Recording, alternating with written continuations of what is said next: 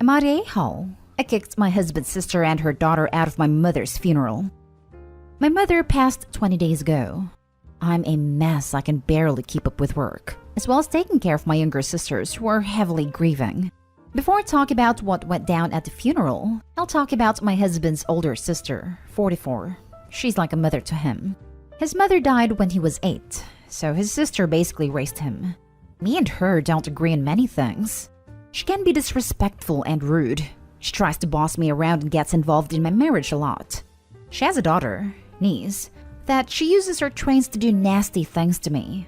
Like when she had her daughter ruin my car paint, or when she had her hide my jewelry, or when she caused me an argument with my husband by lying, saying I banned her from her uncle's house. She's 17, so at this point she's not a kid and should be aware of what her mother's doing, but they both equally disrespect me, so I'm not surprised. My sister-in-law came to mother's funeral and brought her daughter who was wearing an inappropriate outfit and kept acting mean while me and my sisters were crying. I remember sister-in-law was sitting, loudly laughing with her daughter and playing with their phones, and then both started eating during the burial service. I was getting mad, but I ignored them. Until my niece's phone started playing the ding dong, the witch is dead. My sisters heard it several times. I walked up to her to ask about it, and she said it was just a ringtone. I asked her if she thought this was appropriate, but my sister-in-law got involved and told me it was no big deal, then asked me for a charger so they could finish the video they were watching. I kid you not, I absolutely lost it in them both. I yelled at my sister-in-law to take her daughter and leave. My brother-in-law, her husband, came to talk to me, but I blatantly told him to take his family and leave. And where's my husband? Sitting, watching while I argue with almost his entire family, as they tried to get me to let it go. I refused to let them stay for a minute, and demanded they leave or get security involved. That's when my husband got involved, so I told him he could leave too if he kept defending them.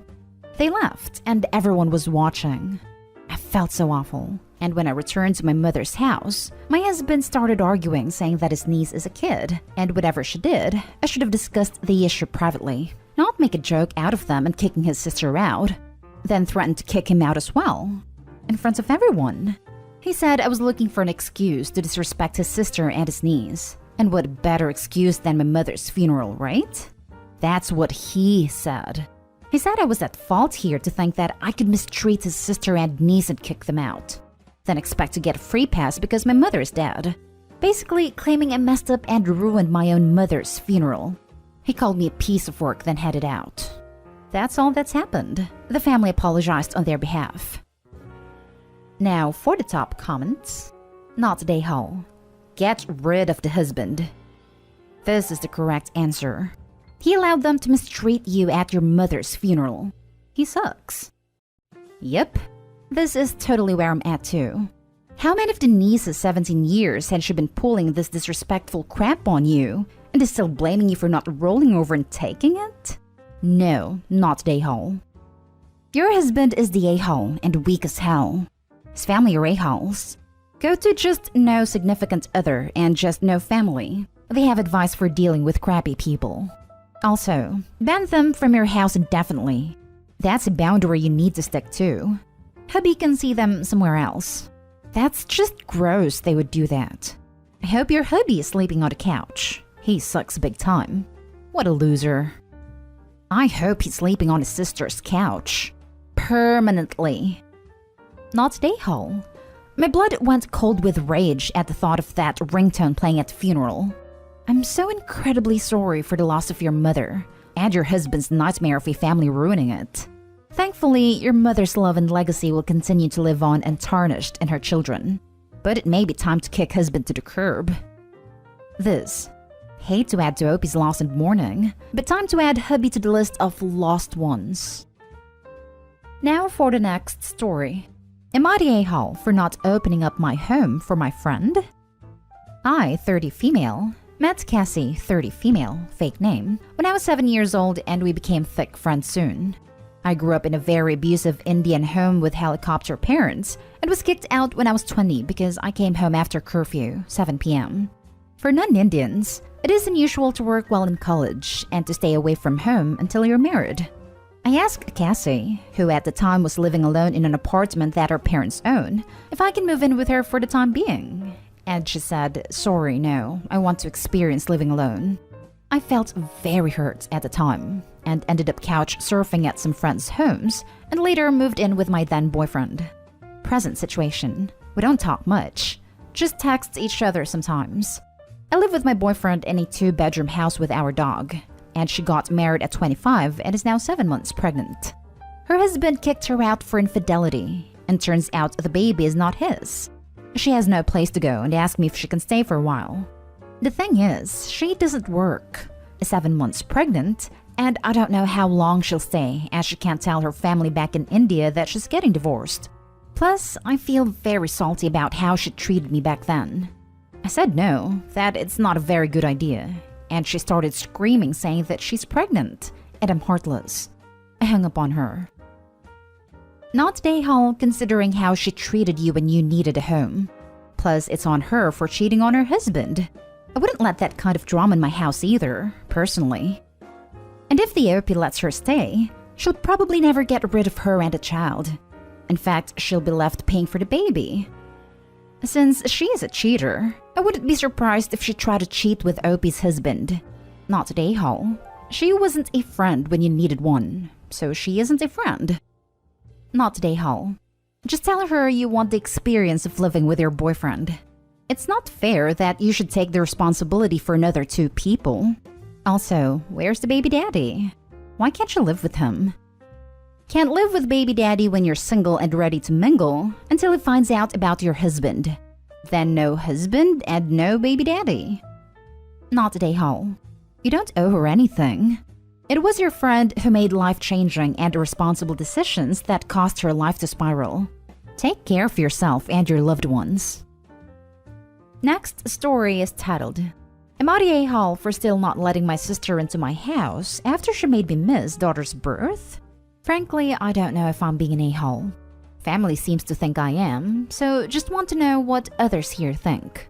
My sister, 25 female, was going to meet her dad. Not my dad, by the way.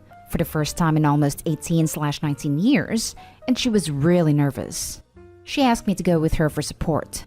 He was staying at some hotel about 30 minutes away, and the whole ride over there, my sister had my phone to give me directions.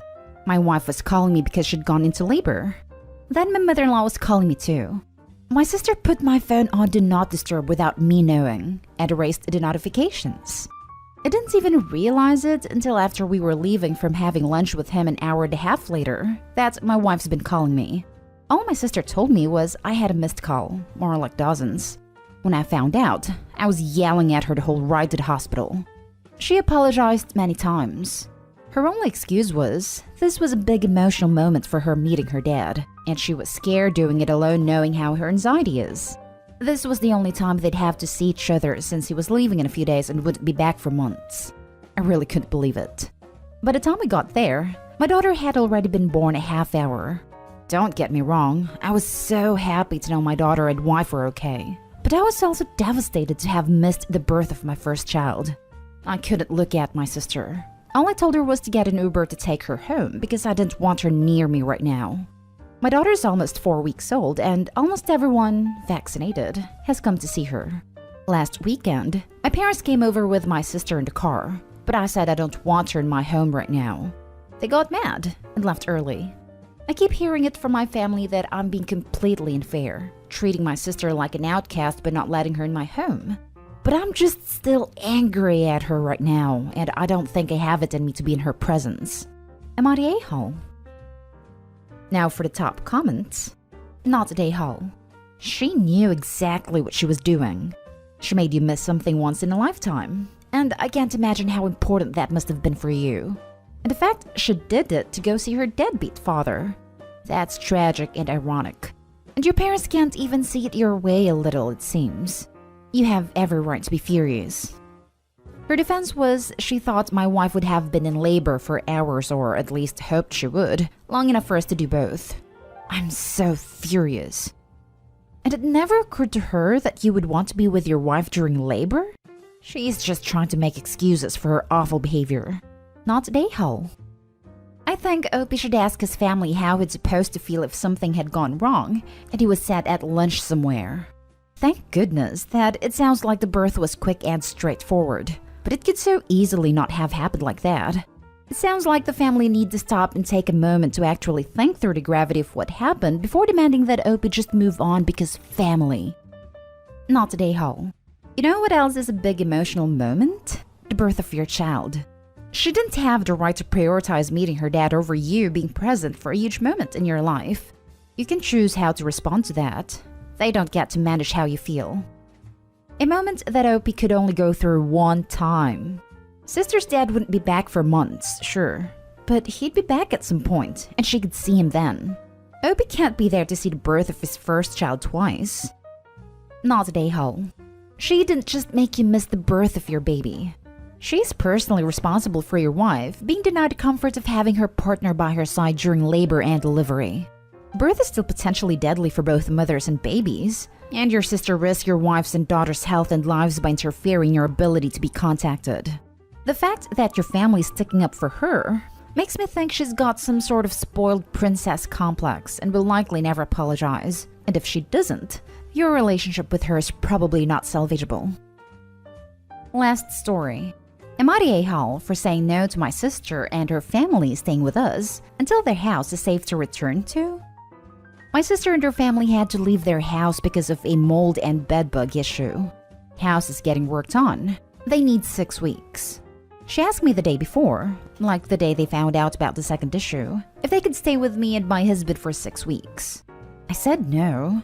I knew it would cause blowback, but honestly, wasn't really expecting my parents to be so pissed. My sister was angry too. But the truth is, I could not live with her again. She gets on my nerves, and I never truthfully liked her as a person. I love her, but prefer not to be around her much. She's bossy as hell and loves to get her own way, sometimes not even communicating something that she's planning so you can't say no, or does something she wants knowing you won't want it and doesn't consider other people's taste. And I just know I would not be able to live with her again. When I moved out, it was such a relief to have space from her. And I know that I get more annoyed with her when we see each other more often. 2 years ago, we went on a family vacation. Me and my husband and kids, my sister, her husband and their kids, and our parents. And my sister decided, despite me and my husband saying no, to book everyone into this restaurant for a meal, and then complained when we didn't show up, which led to a fight where I told her I didn't care if she lost money. I told her I didn't like the food, and she was told clearly that we were not going. Looking back, I regret going, but I was hoping and trying to have things be better. But they weren't. Anyway, my parents are helping her pay for a hotel, but everyone is calling me an a-hole for not helping her, but especially her kids. Especially when I already know how long it will be for. My sister told me to screw myself, and my parents said they were ashamed of me. Our parents live out of state, hence them not staying here. Am I the a-hole? Not the a-hole at the word bedbug. Indeed. I wouldn't even let any of them in the door. Their stuff is likely infested. I stayed at a hotel for 6 days for a company-sponsored event out of state. I had all of these scratchy bleeding welts and identified them as bedbugs. I was livid, and my bites were horribly itchy. When I got home, my wife didn't even let me enter the house. I stripped down to underwear and my clothing went straight into the washing machine. Washed each load twice and tried to kill everything. Kept the suitcase outdoors in the shed for 6 months. Don't mess around with bedbugs. They itch worse than mosquitoes and are expensive to remediate. Not today, Hull. Even without the issues between the two of you, having their belongings in your home puts you at risk of getting a bedbug infestation. I wouldn't let them near me till they're bedbug free, to be honest. And tell your sister that she can bring her bedbugs and mold spores to a hotel, instead of bringing them to your house where they can start a fresh infestation. That, combined with a hostile relationship, is guaranteed to have you regretting this on the first day, and as you pay for pest control and mold remediation after they leave. Additionally, if there is such a problem with their house that requires them to be out for 6 weeks, what is their homeowner's insurance doing about this? My insurance will temporarily house me in a short-term rental in such an event. Why do they need to come stay with you? Don't set yourself on fire to keep your sister warm. Not today, Ho. Not today, Ho. Sounds like bedbugs and mold weren't the only toxic pests in that house. If your parents love her so much, they can house her in their state. The fact that they've decided to put her up in a hotel instead says it all. Not really. They live in another state, so can't let them stay. Her husband would be away from his job, the kids away from their school.